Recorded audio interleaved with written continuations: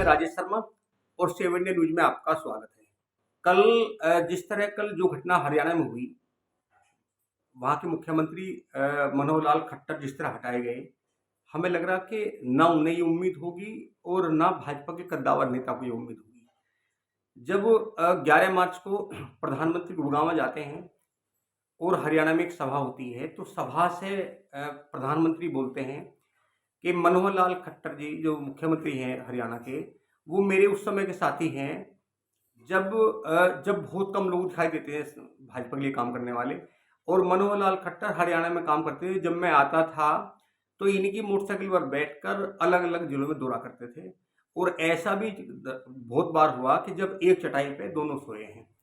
तो आप देखिए कि इतना करीबी मामला, हर किसी को क्या ये उम्मीद हो सकती है कि जिसकी प्रशंसा कर रहे हैं, जो सबसे करीबी है मोदी जी का, उस समय उस दौर में, जिस दौर में भाजपा के वहाँ उस समय भाजपा का कोई स्टैंड नहीं था, भाजपा का वहाँ कोर वोटर नहीं था, वो लगातार काम कर। अगर ऐसे सहपाठी को अचानक एकाएक ये कहा जाए कि आप मुख्यमंत्री पद से इस्तीफा दे दो, तो किसके लिए कुछ नहीं कह सकते।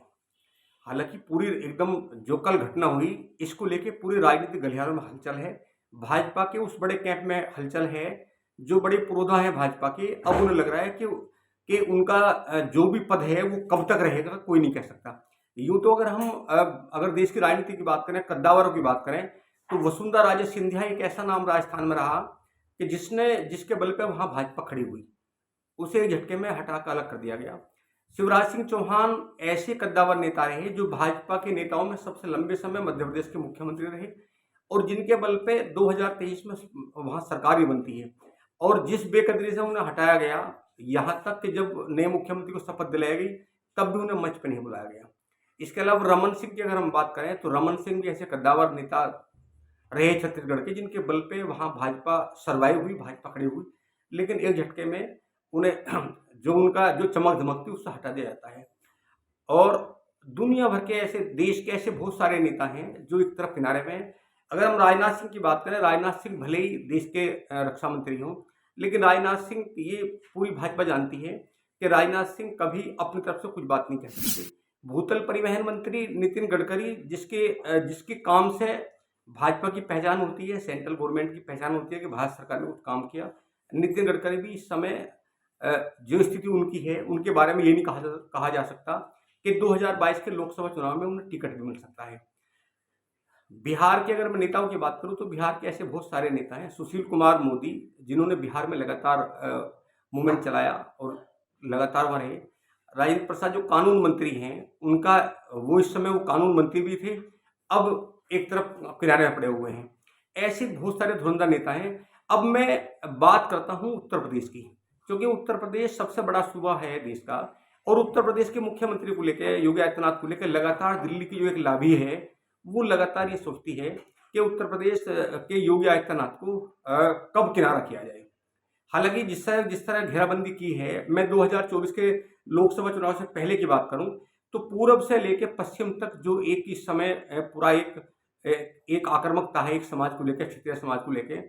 जिस तरह चूंकि ये माना जाता है कि पूर्वांचल में कि योगी आदित्यनाथ अगर हैं तो सब कुछ ठीक है, लेकिन एक लाभ ही योगी आदित्यनाथ की तरफ ऐसा है, चक्रू में इस तरफ फंसाया गया योगी आदित्यनाथ को, कि जिस तरह मनोहर लाल खट्टर को एकदम कह दिया गया और उनकी जगह नायब सैनी को मुख्यमंत्री बना दिया गया।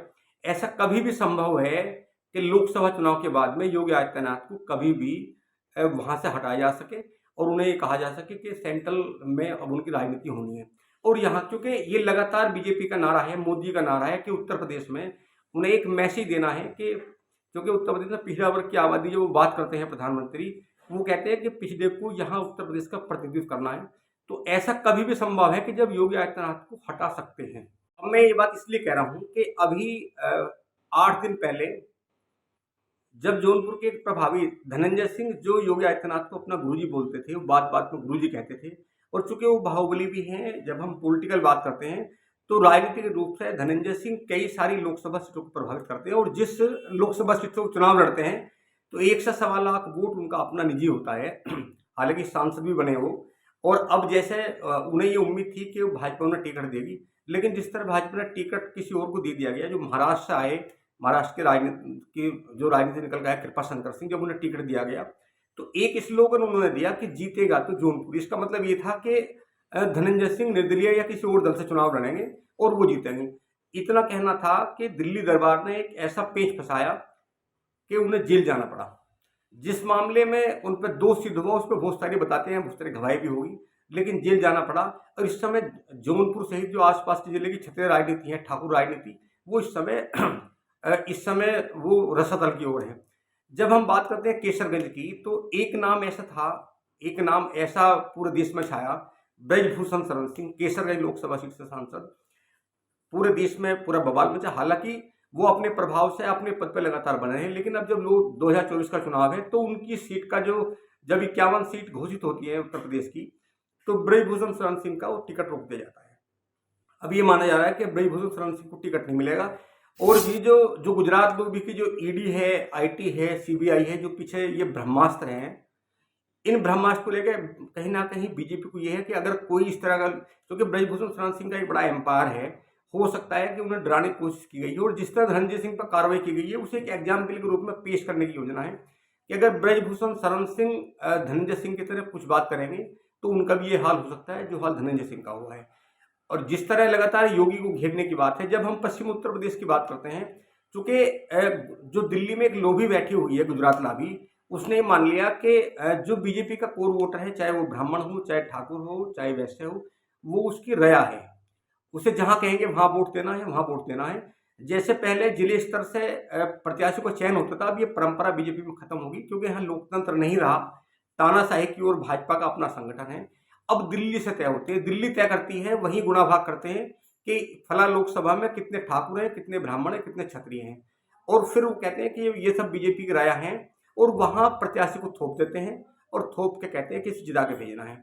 जब उस जिस कोर वोटर के बल पे भाजपा खड़ी हुई है, जब उसके प्रतिनिधित्व की बात होती है, चुनावी वितरण की बात होती है, टिकट की बात होती है, तो वो सबसे नीचे के पायदान में रहते हैं और उन्हें कहीं ना कहीं आईना दिखाने का काम किया जाता है। लगातार खुद प्रधानमंत्री अपने मुंह से, हालांकि प्रधानमंत्री के मुंह से जाति के और ये सब अच्छे नहीं लगते, लेकिन प्रधानमंत्री कई बार कह चुके कि उत्तर प्रदेश में पिछड़ा वर्ग और अति पिछड़ा वर्ग की वजह से यह सरकार बनी है। तो एक जो इस बात को लेकर पूरब से लेकर पश्चिम तक जो एक वो कोर कैडर वोट है बीजेपी का उसमें इस समय असंतोष है। और जब मैं ठाकुर समाज की बात करता हूँ, क्षत्रिय समाज की, तो इस समय लगातार असंतोष की स्थिति, चाहे पश्चिम का मामला हो चाहे पूर्व का मामला हो। पश्चिम में बहुत सारे चेहरे ऐसे थे जिन्हें चुनाव लड़ने की बात थी, क्योंकि उन्हें टिकट देने की संभवतः टिकट उनका नहीं होगा और वहाँ टिकट बहुत सारे जातीय समीकरण लगेंगे। तो पूर्व से लेकर पश्चिम तक जो क्षत्रिय समाज है, बड़ी संख्या में ब्राह्मण समाज भी है, उसको लेके उसमें एक असंतोष है भाजपा को लेके। ये अलग बात है कि दिल्ली दरबार से टिकट वितरण किए जाते हैं, लेकिन इस बार जिस तरह का असंतोष है, और ये भी माना जा रहा है, जहाँ तक अगर मैं क्षत्रियों की बात मानूं, तो चूंकि मैं लगातार घूमता हूँ, लोग बात करते हैं, बताते हैं कि ये भी तय है, लोग कहते हैं कि जिस तरह मनोहर लाल खट्टर को हटाया गया, शिवराज सिंह चौहान को हटाया गया, वसुंधरा सिंधिया को हटाया गया, रमन सिंह को ठिकाना लगाया गया, पूर्व कृषि मंत्री थे उन्हें अलग कर दिया गया, वो एक छोटे से अब स्टेट का मंत्री पद संभाल रहे हैं। इसी तरह उनका एक एनालिसिस, उनका मानना है, ये अनुमान है कि आने वाला दौर, अगर मोदी जी अपने बहुत करीबी उस आदमी को हटा सकते हैं पल भर में, जो उनके साथ संघर्ष में था, तो योगी आदित्यनाथ उनके लिए कुछ नहीं है, जब चाहेंगे चुनाव के बाद हटा सकते हैं। हालांकि इसको लेकर बहुत सारा असंतोष भी है। अब इस असंतोष का असर लोकसभा चुनाव में कितना पड़ेगा ये तो अभी कहना मुश्किल है, लेकिन फिलहाल असंतोष है भाजपा के उस कैडर वोट में जिसके बल पे भाजपा खड़ी हुई है। तो आप लगातार देखते रहिए 7 न्यूज, हम आपको अपडेट देंगे। प्लीज आपसे रिक्वेस्ट है, एक बार चैनल को सब्सक्राइब करें और वीडियो को शेयर करें। नमस्कार।